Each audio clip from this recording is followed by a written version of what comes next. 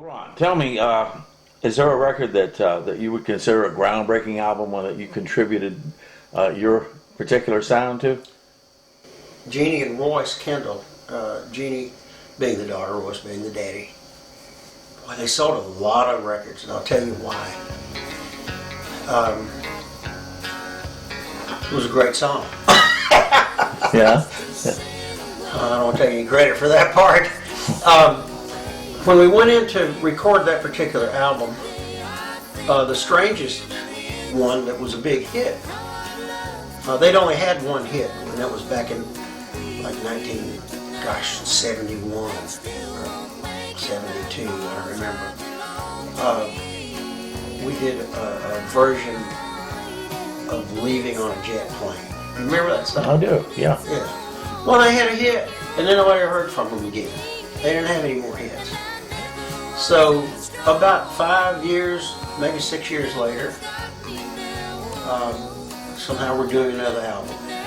And they had this song called Heaven's Just a Cent Away, which is hooky and country, and the producer, he hated that song. He really hated it. Brian hated that song. So he said, I can't stand this. And he said, take over, Oates. And he left. And so I just had everybody play what I heard. And he came back about an hour later and he said, okay, let me hear it. And I played it for him and played it back for him. We'd already recorded it. And he said, man, that's a lot better. He said, but it still needs something. What can you do? And I said, I can put a clavinet on it. Only kidding, of course. I said, I can put a clavinet on it, and why don't I hook a Mutron up to it?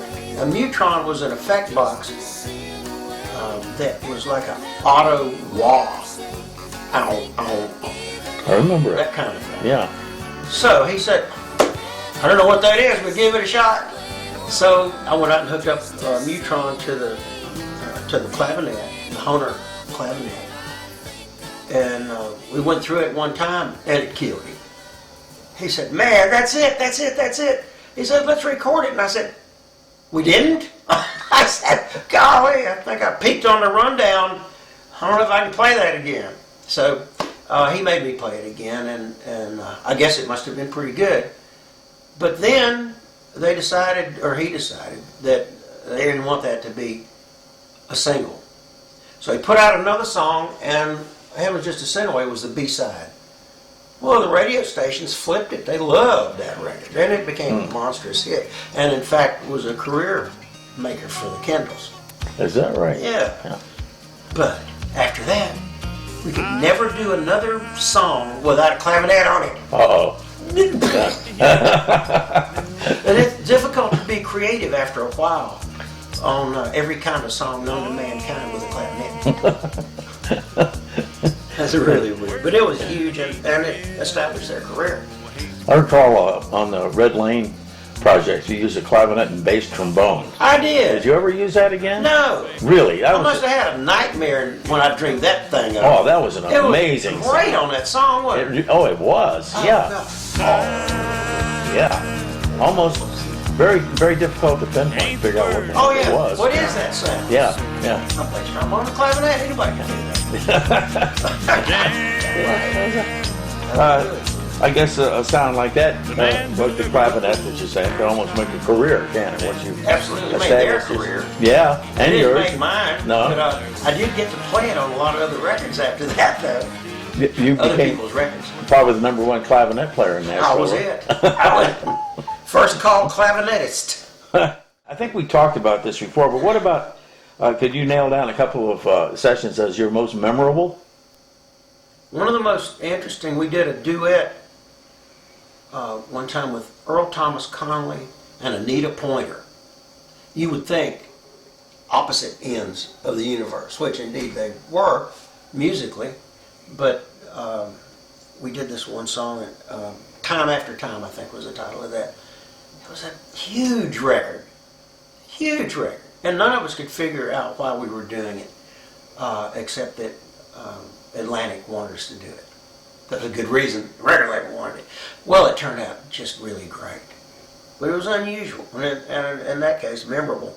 The first record I ever played with Charlie Rich, I'd only been here about a year. And Billy Sherrill, the legendary producer and who was president of CBS at that time, was producing Charlie Rich. And wanted me, Charlie Rich always played piano. Mm-hmm. Well, this time I was playing piano. Nervous wreck. Play on Charlie Rich record at all, but for him just sing, or maybe play Wurlitzer or something and sing. So Billy came over to me and he said, "Okay, we're going to do this song called Nice and Easy. You know the song. Let's take it nice and easy." Mm-hmm. And this time Charlie wants to play piano. You play Wurlitzer. And this song became a hit, by the way, for Charlie Rich, of course. And so I'm over there on the Wurlitzer, and Billy said, "Now, don't play too much." I went, "Don't worry. Don't worry. I'm not." So we played it back. We got a keeper take. And Cheryl came over to me, and he said, "Man, when I told you not to play too much, you certainly took me at my word, didn't you?" I went, "Yeah," and he said, "Well, you want to play a little bit more?" That's all right. The direct opposite of what Gordon Stoker had told me that time. Well, it's better to be told that, isn't it? Oh, to be told to play a little more? Yeah. Oh, yeah. Yeah, a little less is not good news. Gosh, that's the major thing to learn that really I had to learn, because playing with a trio for all that time, I could play everything I knew in the first 4 measures. Yeah. And I had to sometimes to take up the slack from maybe somebody asleep or something. So anyhow, when I got here, I had to learn what not to play. It wasn't all work and no play. What the heck? What did you do in your free time for entertainment, for recreation? I started doing leather work, of all things. So in my garage, I had a big workshop built out there, and big benches and lights and heaters, and so I wouldn't exactly freeze to death in the wintertime because it gets cold in Nashville. And I would come in late at night and go out there and spend 2 or 3 hours getting the day out of my system, whacking on leather and designing things and carving and beveling and all that stuff, dyeing and staining and painting and all that. And I did that for 4 or 5 years, and it really got me away from it when I'd come home at night. So a solitary pursuit. Absolutely. Huh? Yeah. Get away from all that intensity. Get by myself out in the garage and just do that. I'm gonna guess I know the answer to this already, but I'm gonna ask you anyway. Who could you name one person that was the most responsible for getting you to aim towards being a session player? One. Yeah. I know there was one person. Uh-huh. It was Larry Butler, Yeah. of course. Uh-huh. Owe a lot to him, huh? I mean, oh, yeah. Yeah. Of course. So, Ron, tell me, is there anything that career-wise that you would do differently with your what you've done since you came here? One thing, after I'd been here about a year, I don't know how I got into this, but there was a great songwriter back then named Ed Penny, and he'd written hits. And somehow he and I got together talking one day, and he said, "You want to try to write some melodies to some of my lyrics?" And I went, "Sure. Something new. I can try that." Well, we started doing that. We started writing together. And we were having songs cut every week or two. I mean, all the big country artists who were big country artists at that time were cutting our stuff, including Charlie Rich, who I just talked about a while ago, and Dottie West, Nat Stuckey, Jim Ed Brown. Oh my God, who all? I can't remember. Can't remember all of them. But we were getting cuts every week or two. Well, during this time, I was also building my clientele, my producers who I've worked for, trying to add as many to my bag of tricks as I could. Well, I got too busy to keep fooling with that writing. It was one of those things that came too easy. You know, it came way too easy. So I said, I don't have enough time for this anymore. I came here to be a piano player. I'm going to be one. So I was one. You bees one. I beat one. I came here to be one. I beat one. So, I didn't write anymore. That was a mistake. I should have continued that. I was already accepted into the writers community because we were having hit records. And I just let that go, and I've regretted it ever since. I'll tell you one other thing that I would have done differently. And I think it was 1970. Now, I think it was New Year's Eve, 1970. I went to a New Year's Eve party. Linda Kay and I went to a New Year's Eve party at Tommy Alsop's house. Tommy Alsop ran a record label here in town, a major independent called GRT. The home of that label was in New York. Well, I went to the party, and the president of the label was there. And we just had a New Year's Eve party, and everybody got along great. And 2 or 3 days after New Year's, Tommy called me, and he said, Lynn Levy called me, who was the president of GRT. Lynn Levy called, and he said, "Sign that new boy. Sign him to a record contract." Well, he signed me to the label as an artist. And we did an album. We didn't finish the album because I had a couple singles out there. So I had the first instrumental version of Help Me Make It Through the Night. Wow. Ron Oates at the piano. Really? Yeah, man. For heaven's sake. So doing this album was really fun. And they didn't finish it? Why? Thanks for asking. Once again, I got too busy doing other people's records to do my own. And here's my rationalization. It's just a record deal. They're easy to get. Record labels are nothing. I'll get another one when I have time. Oops. I never had another one. No kidding. No, that was it. For heaven's sake. That was it. Yeah. Well, you've done pretty well in spite of that. Well, but I really regret that.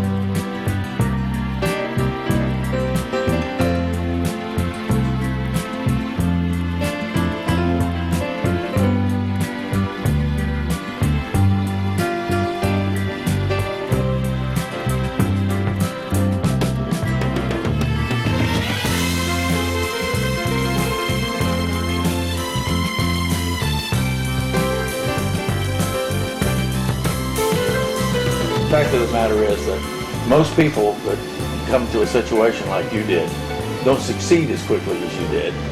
But even if they do, unless they have the ability and the talent to produce, it doesn't matter how quickly they succeed, they'll be gone just as quickly.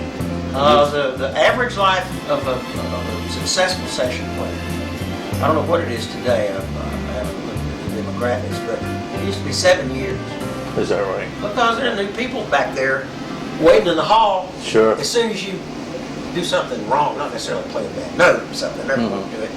But if you play too many of them, they would do it. But I mean, you know, this is a very political business as well, and you can kill yourself, shoot yourself in the foot very easily. There's people waiting in line to just jump in that spot and start playing. Sure. And Rick Hall, producer, famous producer from Muscle Shoals. I'm sure you know who that is. He used to tell people,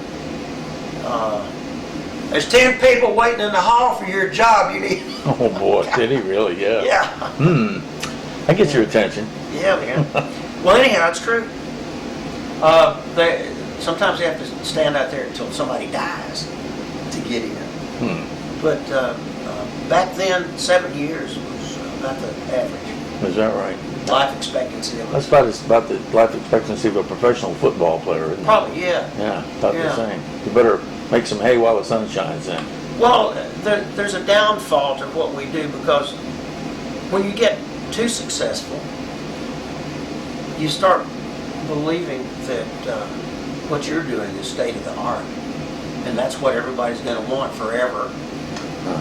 Oh, no, you need to keep an ear to every record that comes out of every city in the world. And try to keep up with it. Keep up, yeah. Oh yeah, because somebody comes in and said, "Hey man, play a line like such and such a record, like for instance, a ABBA record or something. I want that synth sound that's on Dancing Queen." You go, out of here. Yeah, you got to. Next. Yeah. Well, I think you've already answered this too, but I'll ask you anyway. What attributes do you think make up a session player? What qualities that make studio musicians different than other musicians? It's the creative element. There are great musicians, wonderful musicians who can't create on the spot. Session players have to create on demand. And I mean, you walk in the studio, you've never heard a song before. In fact, most of the time you don't know even what kind of music you're going to be playing. You have to be able to create within that genre and create successfully. The other point is that you have to listen to the song. You have to play what the song needs. What we do is like supply the mat for valuable painting. And the wrong mat can really mess up a painting or a picture. You know what I'm saying? I guess consistency of performance would be another real absolute necessity. You can't be dropping clams all over the place, or like you said before, you're out of there. Yeah. The other thing is, as difficult as it is sometimes, leave your ego in the car. Bring that in the room. Anything can kill a creative atmosphere. Also, bringing an ego with you is going to make you want to get you on that record instead of what that record needs. It may need you to lay out. But you need to know when to do that and not feel bad because they don't want you playing on it in every measure of the song. Right. That's just what it takes. Listen to the singer, listen to the song, listen to the lyrics. It's just a whole process. It's not an event, it's a process. People also don't like to work with other people that they don't like, do they? No, they don't stick around very long. No. People that aren't liked aren't called. Of course not. No, that's just. Yeah. A lot of people overlook that though in life. You know, nobody wants to be around somebody they don't like. So they might hire somebody that's maybe not quite as good, but if they do like it, they get along with, and they can have a rapport with, and go through that creative process. Yeah. You know, sometimes it's funny. Even the best of I almost said us, but I hesitate to put myself in with those other great players. as long as they accept me, that's fine. But I'm always wondering how I've been here so long. Walk in and have an off morning or something. Clunk. Oh, Jesus. Get to that place again and get clunk again or whatever. And somebody will say, "Hey, Ron, what's the matter, man? Trouble at home?" And you sit there, grind your way through it. It's just too cool. The process is too cool. And it's all, it's really a psychological game. Especially in the position that I found myself in later on as a producer. Everybody in that room has needs. Everybody in that room, artists, musicians, engineers, everybody. It's your job to figure out what those needs are and how to fill those needs and get the very best out of them and still get what you want. Not just what they want, it's what you want, but everybody needs to feel like that's what they've accomplished. And it's interesting.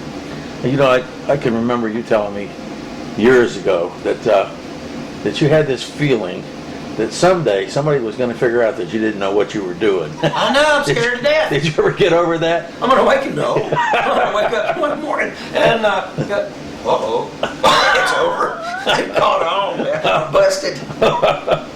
I've always worried about that. Well, I'm not worried about it. I didn't carry it with me every day. Yeah. Yes, I did, too, I'm lying. But I didn't think about it. Hopefully less now than back then. Well, yeah. I mean, I'm in my 39th year, so... And it's different people, so if it took the other ones so long that they're already gone, they never caught on. These new people have to figure it out. I'll be gone before these people figure it out. Well, you know, I see things on the wall to your right there. Look suspiciously. What's that? Oh, to your left. There you are. Suspiciously, to me, they look like some sort of awards or gold, platinum discs, and I see actually some 45s right there. What do they signify? And in fact, let me take this camera off this tripod, and we'll take a closer look at them. Let's start with these 45s right here. What the heck is that? Earl Thomas Conway. This is interesting. They've been up here so long that you almost can't read the titles on them. But it's the first time, as this award here says, to recognize the historical accomplishment of 4 #1 singles from one album. It's the first time it ever happened. Oh, for heaven's sake. In the whole music business, ever. Is including that right? Elvis, the Beatles, everybody. No kidding. Oh, yeah.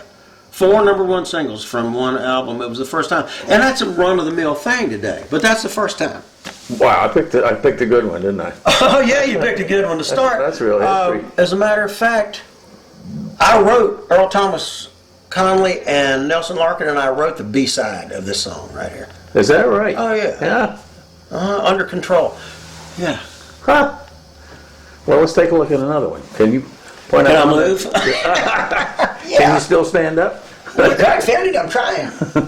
Can you point out one that's interesting? I'm sure they all are. 9 to 5, Dolly Parton. Oh my! I think I heard of that. Oh, yeah. Let's see, Olivia Newton-John. Well, tell me about this Dolly Parton. What Oh, it's is just this? a 9 to 5. You know, it's a great movie. And how many zeros is out there?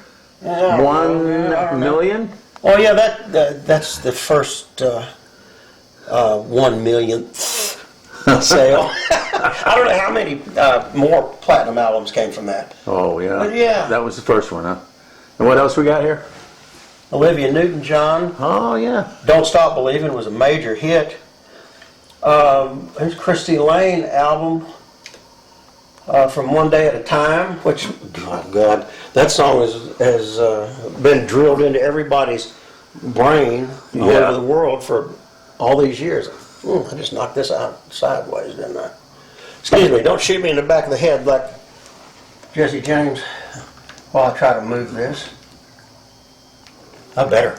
Okay, let's see what else. There's Oak Ridge Boys albums every place. I did Elvira, Bobby Sue, all those hits. Yeah, Oak is that Ridge right? Boys, Oh yeah. my God. Yeah. Do you have a number, a total number of Gold records, platinum Nah, heck records? no. You don't know? When did you stop keeping track of the number? I don't know. I'll be honest with you though. Every time I get one of these things, it's just as exciting as it was for the first one. I'll bet it is. It really is. Yeah. Here's Billy Joe Royal. Oh, wow. I played on one of his one time. Here's the gold version of Dolly Parton's 9 to 5. There's just too many Oak Ridge Boys and all that stuff, you know.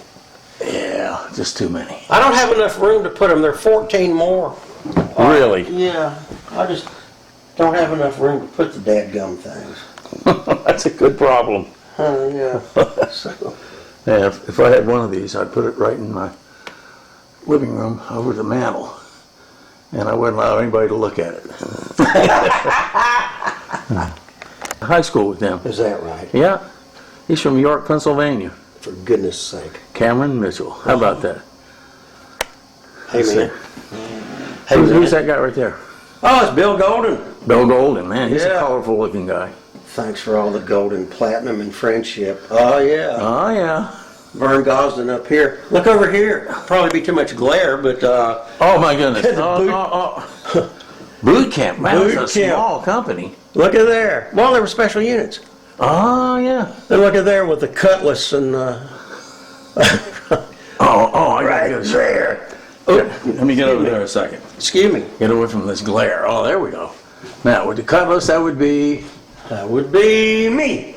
let's go to the flag. With our Oh, my goodness. How about that? RDOC straps on my sleeve. And that would be Ronald. I don't know anybody else in that company. I don't remember any of them. You know, I was in a regular rifle company. They didn't have me. They didn't give you a cutlass. No. They didn't even give me a rifle, Oh, man. which was just fine with me. I didn't want one. And there's Super Picker Awards for several years. Super You can't picker. read them anymore, but they're there. What's a super picker? Oh, I don't know. Oh, you do too. Well, NARAS, National Academy of Recording Arts and Sciences, gave those out every year to the musicians that played on the most hit records, #1 records. Oh, And they only gave them out for 6 years, and there's one for all 6 years. and there's Dell. It is. Oh my goodness. It sure is. That was at, he was singing his own Wrigley Spearmint commercial at that time.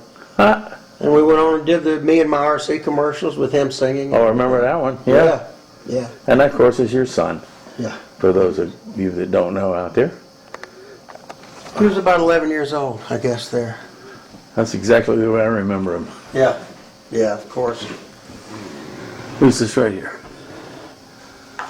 It's a Grammy A Grammy? for Follow That Bird, Sesame Street movie. No Who did kidding. the whole soundtrack? Yeah. For heaven's sake. Mm. A Grammy. I didn't know you won a Grammy. Well, we all won one, but they gave it to the producer, for goodness sake. And he gave me a picture. Whoa. Gee, thanks, bud. Steve Buckingham. I never even got to see it live. Really? No. Never got to kiss it or anything? No, but I got a good picture of it. Oh, there's Eddie Arnold. It is. And me And you. on stage with the Memphis Symphony at rehearsal. Oh my goodness. Boy, that was a long time ago. Huh? I was cool, though. My sister met him one time. He babysat for a disc jockey back in, oh God, in the 40s in St. Pete. He came to town and, Eddie Arnold? yep. Uh-huh. A lot of years ago. Not mine. Oh, that was you. Okay. Dolly Parton. Yeah, we had just finished, we're in LA, we had just finished the Heartbreak Express album, finished the last track, and we're both exhausted, as you can see. Look at her, she's dead. Yeah, good night. To Ron, I love you, I love you, I love you, Dolly. Ah, how sweet.